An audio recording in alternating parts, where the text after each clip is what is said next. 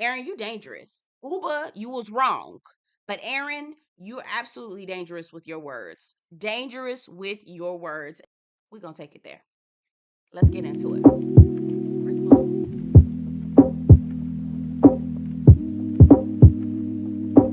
hey y'all, welcome back to my channel. My name is Belle, and this is the Belle Perspective. And today we're going to be reviewing The Real Housewives of New York, season 14, episode 10, Nautical by Nature. That was actually a really cute. I thought that was kind of cute. That was a cute little title there. Anyway, if you are new to the channel, welcome. I have a whole playlist full of TV reviews, book reviews, movie reviews, gossip, all kinds of things, opinion pieces, whatever you want, whatever you're looking for, baby, you can find on my playlist. Okay. So definitely subscribe because you'll like it over here. We build community and have a little kiki on the side. If you have subscribed, thank you. Thank you. I still need your help. Don't forget to make sure to like this video. And as I'm sharing my perspective, get down in the comments and tell me yours. I want to hear what you have to say. I want to hear what you're thinking. Okay. Let's get into this review. First of all, Anguilla is absolutely gorgeous. I have to go. Putting it on my vision board, I gotta go. That's a destination I'm not gonna be able to not go to. So this is the morning after. There was a dinner that they went to the night before. Cameras didn't show us the full dinner, but they're referencing it during this episode. The women are up, some are still in the bed, kind of like lingering around. You know how you are when you get up in the morning, you just kind of like not doing anything but doing stuff at the same time. So that's what's happening. Erin is on her balcony exercising. Jessel and Brynn are down in the kitchen drinking coffee, chatting it up a little bit. I don't know if y'all saw that, but the staff was trying to clean and prepare so they can make breakfast. That staff member was like, "Girl, if y'all don't get y'all asses up out of here," he really looked frustrated. Like, "Can you please move?" You can see it in his face. It was funny. Brynn takes some celery juice up to meet with Erin. Erin gives her a recap on the dinner before. Again, they didn't air it, so we didn't see it. Erin is saying that they were having a conversation, her specifically and Sai, with Jessel the night before about where Jessel grew up. For some reason, they are convinced that Jessel had a silver spoon in her mouth and that she lived with a rich uncle and that her parents took care of her, etc., etc. Now, I don't understand why we are arguing with a woman about her specific life story. If there are pieces in somebody's life story that you may not necessarily believe, you just keep that to yourself. You don't really argue someone down about their life. I think that's absolutely insane. What they think is that Jessel is taking bits and pieces of Sai's story, bits and pieces of Brynn's story, and to fit in because everyone loves to hear a rags to riches story, she's modifying her life and the way that she grew up to make it sound like she was rags to riches.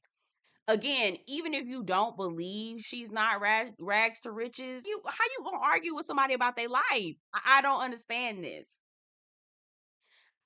I think it might be because of Jessel's British accent. There's like this air of luxury and arrogance. Do you know what I mean? Y'all get down in the comments and let me know if y'all know what I'm talking about because I feel like I sound crazy, but there's like an air of arrogance and opulence, and there's something about the British accent that makes it sound like you have money, even though you could be poor as dirt, but it sounds like you have money when you have a British accent. And maybe that's what it is that they're hearing, and that's why they're arguing her down. But either way, y'all sound crazy as hell. Okay. Sai is arguing. They show a clip of Sai arguing with Jessel about how you only had $20 in the bank. I was negative. I was negative my entire growing up. I was like, girl, you need to talk to a therapist fast. Go. You need to go. She needs to go. They're finally sitting down to have breakfast. Everyone is, sitting down, taking their places. Ubah, I love Ubah. Ubah was the voice of reason this entire episode, but Ubah, y'all, I forgot how girls' trips are. Nothing is safe. Nothing is safe. Ubah recorded Jessel snoring. Now, Jessel, dear, please just own it. Jessel is absolutely in denial. Here's the thing. I snore too, y'all. Snore. Oh, I hate to admit it. I snore. I have to wear those strips on my nose. I can tell that I don't my breathing is different when I put the strip on. Now it's kind of I can smell, I can, I can, but there's a difference. When I put the strip on, I immediately feels like a freeway. Like, ooh, that's all the air that I'm missing. It literally feels like there's a little bit of constriction. I can't tell the difference until I put the strip on. Anyway, I snore too, y'all, and I had to start putting the strips on. Once I put the strip on, I don't snore because I've got something going on with my nose. I don't know what it is, and I feel like it's happened as of late. I don't know. But anyway, Jessel is in denial, okay? And she was like, it's not really like a snore. It's more so like heavy breathing. It's very elegant though. Oh, girl, it's not. It's not. But I'm not gonna lie to you, I would have died. I probably would have fell out on the floor if somebody had recorded me snoring and played it in front of everybody. I would have, please call the ambulance. I'm on the ground. Getting ready to go out on the boat. Sai is like, it wouldn't be a vacation if we didn't go out on the boat. Come on, when you think of Sai, think of Lux. Sai, why you acting like you paid for this boat? Girl, stop. Stop, stop, stop. Again, Anguilla, chef's chef's kiss, absolutely gorgeous. The girls are getting ready, they're coming down. As they're getting ready to go, they're everybody's looking at what everyone is wearing. When I tell you, these girls be fashioned down, they all looked amazing. All of them looked amazing. I think Sai's outfit was the best for me. I love that the duster, I'm gonna call it like the coat of many color duster. It was so cute. I think Sai this time around, because I'm always picking and choosing everybody's outfits. I think Sai and Brynn look the best to me. All right, Jessel. Brynn is not your friend. I wrote that down in big letters because I'm not Jessel, but Brynn was playing both sides, and I did not like that. She would hear one side and then go back and say something and then go back again, and it, please. So they're out on the boat enjoying the water, kind of, just talking, chatting it up. The girls, I think Erin, Jenna, and who else was out? Who else went out? I can't remember. I think it was just those two. So Brynn, Ubah, and Jessel were still on the boat. They're having a conversation. Jessel is giving Brynn the recap of her side of the story from the dinner before.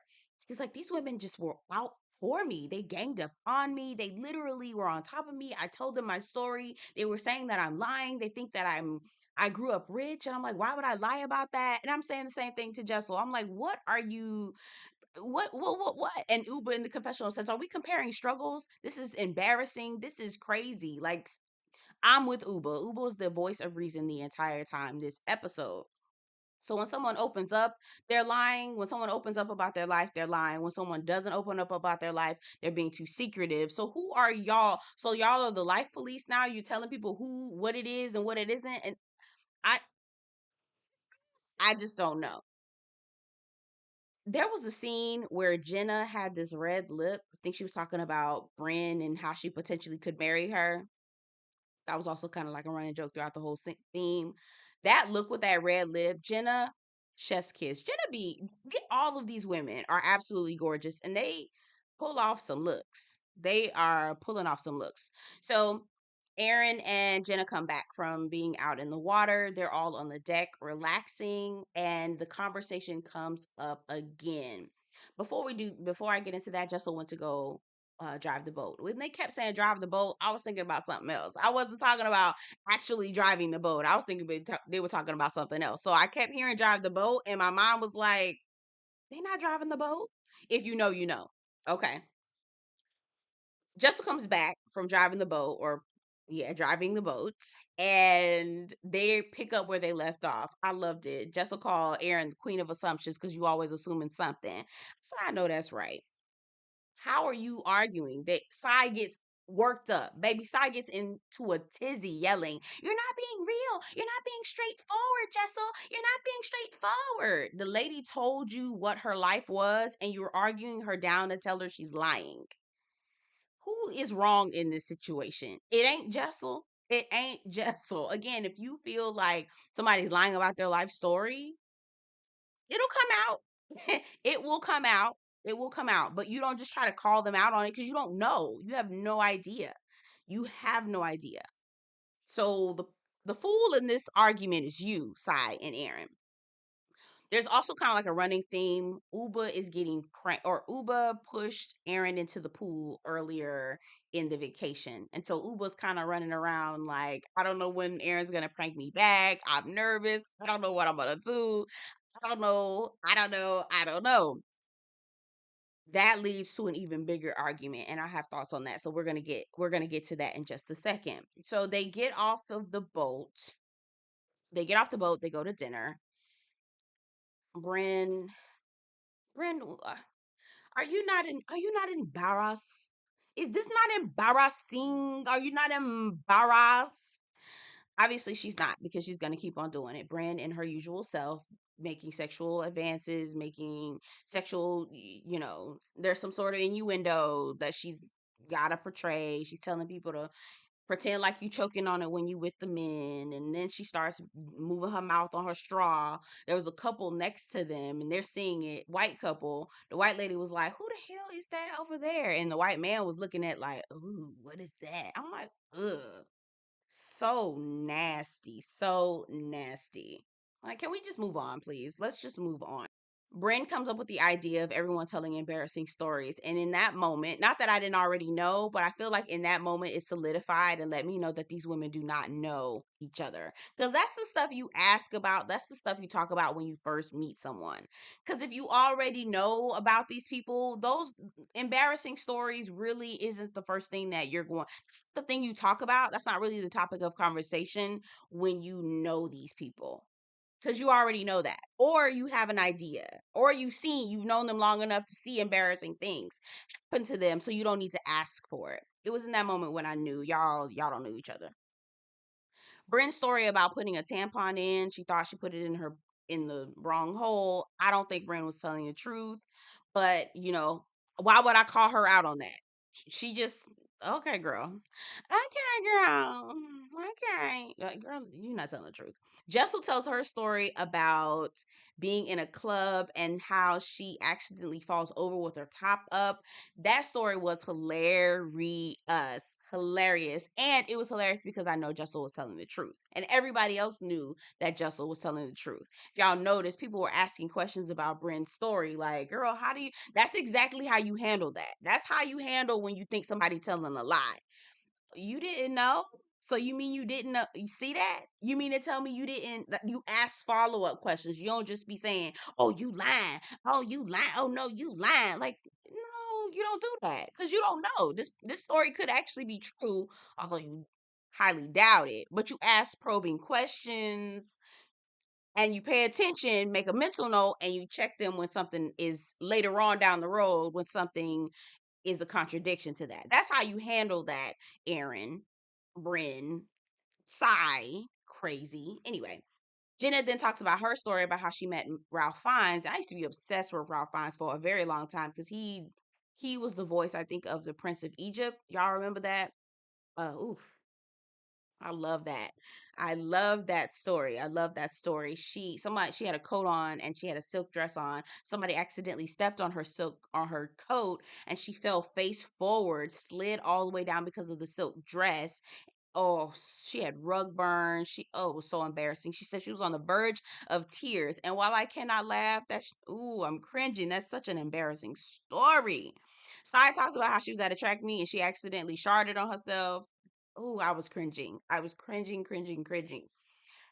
Ubah tells her story. I had a very, very, very similar story. Very similar story about having toilet paper on me. I was like, oh my God. I cringed. I had like second and third hand embarrassment. I had flashbacks remembering of how I felt, so embarrassed. But I didn't have toilet paper on my shoe. I had toilet paper in my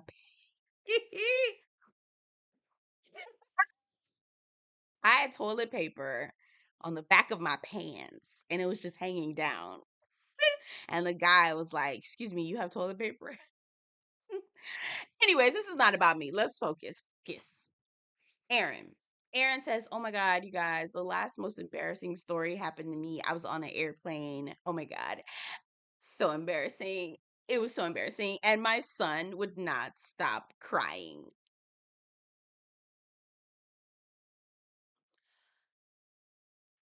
Girl. Get off my screen. Get the hell off my screen. Get off my screen, Erin. I don't have time for you. You're on after the dinner.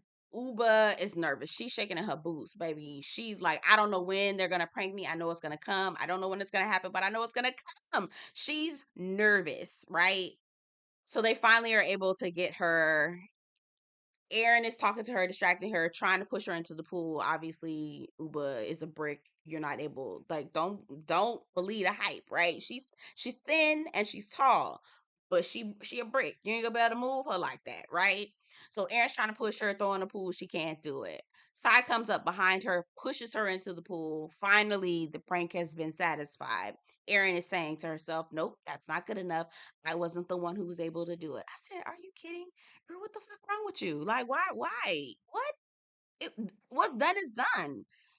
Can you just move on? Immature ass." Ugh. Okay, so the last day of the trip, they're supposed to be going to a rum farm or a rum factory or something like that. The night before, Erin took Ubah's phone, and every Ubah's freaking out. Where's my phone? Oh my god, where's my phone? Where's my phone?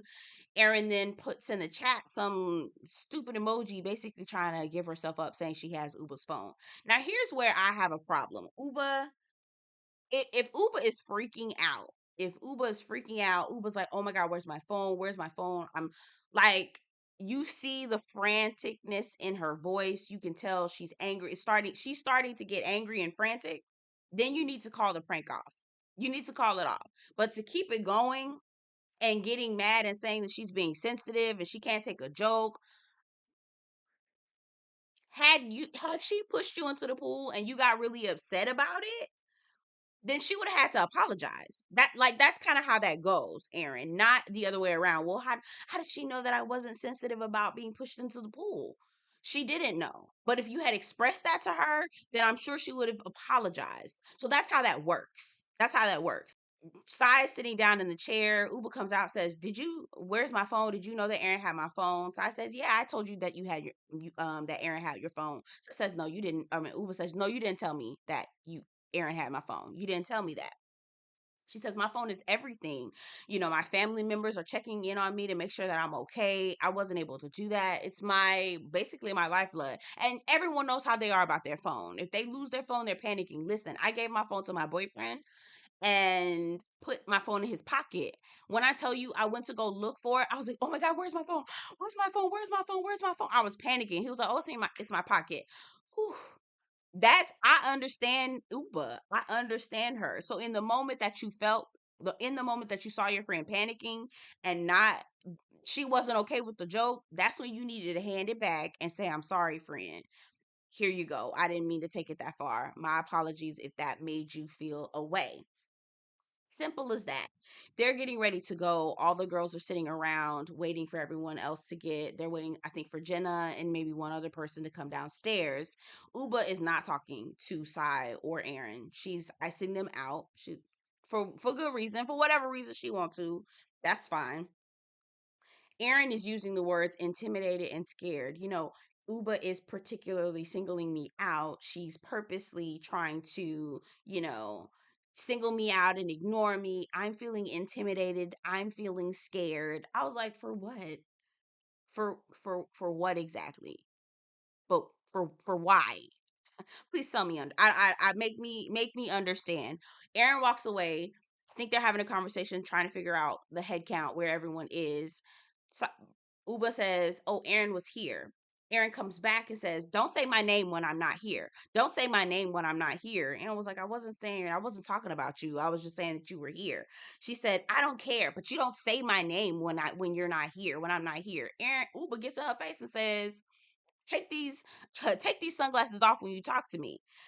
Erin's like, don't grab me. Don't grab me. I said, oh God, Ubah did not grab you. Like that. How did you take that? Now, Ubah, Ubah. You don't need to get up in nobody's face like that. That was the moment where that was intimidation. Like you walked up on somebody and got into their personal space. That wasn't okay. That was not okay. In my opinion, I don't think Erin should or Ubah should have gotten in Erin's face like that. I also don't think that Ubah should have grabbed Erin's sunglasses because that would leave room. Like, you're in somebody's personal space, you're in their anytime you're in somebody's personal space, people can take that as intimidation depending on whether it's welcomed or not, right? We know the rules in the well, most of us know the social rules of interacting in people's personal space. Ubah was absolutely wrong for getting in Erin's personal space. She was absolutely wrong for grabbing her sunglasses. Erin was wrong for using the words intimidating and scared. Why were you intimidated and scared? The girl hadn't gotten into your face. She hadn't said anything yet. She hadn't done anything yet. And then you came at her with a don't keep my name out your mouth. When you start saying things like that, when you start coming at somebody in that way, that was very aggressive, Erin. That was very aggressive. So Ubah met you with the same aggression. Right or wrong, right, wrong, or indifferent.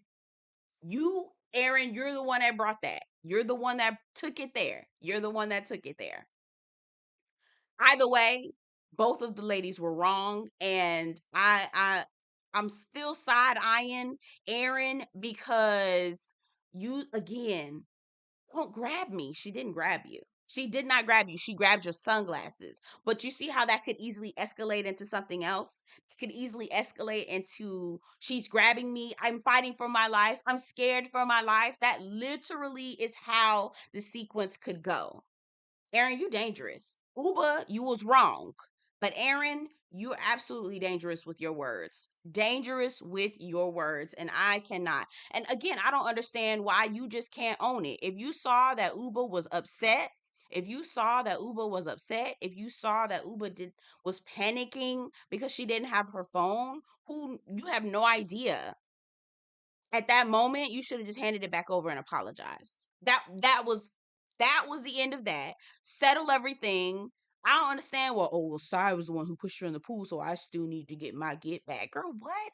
That's dumb. That was dumb. That was dumb.